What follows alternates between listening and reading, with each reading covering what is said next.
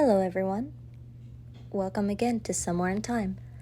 This channel is dedicated to people who experience past life memories, those who simply cannot forget. Here, you can share your stories without judgment while remaining anonymous. Shall we begin? Well, grab yourself a cup of tea or coffee and let's begin. Today's story is from a Reddit user. A man claims that as a young child, he told his mother that he remembers his former life as a monk on the other side of the world. Though astonished at first, she brushes it off as an imaginary tale of a child. But as he begins to describe vivid details, she starts to believe it's something more.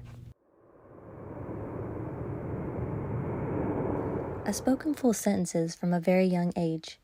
One day, my mother took me to a doctor's office for a checkup, and while she was waiting, she starts flipping through a magazine.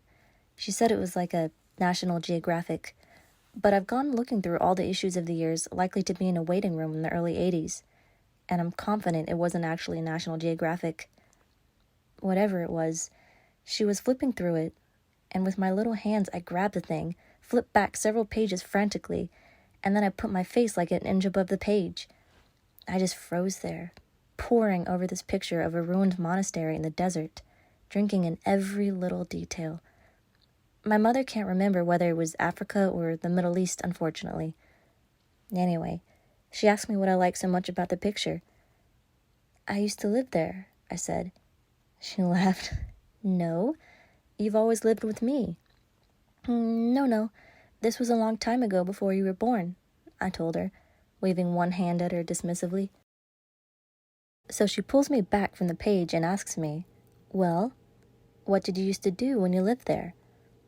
Thinking this was one of those games children play where they talk about being firefighters or construction workers or the like, she says I told her I wrote books and I grew vegetables. And my little finger pointed at an outbuilding of the monastery and an empty field behind it. Well, I'm speaking in full sentences, but I can't read yet. My mother said she got very cold and started shivering from head to toe.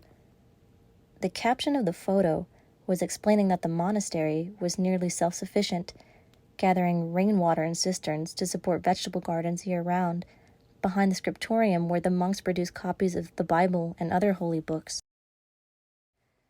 She said she put down the magazine and walked out of the doctor's office with me in her arms.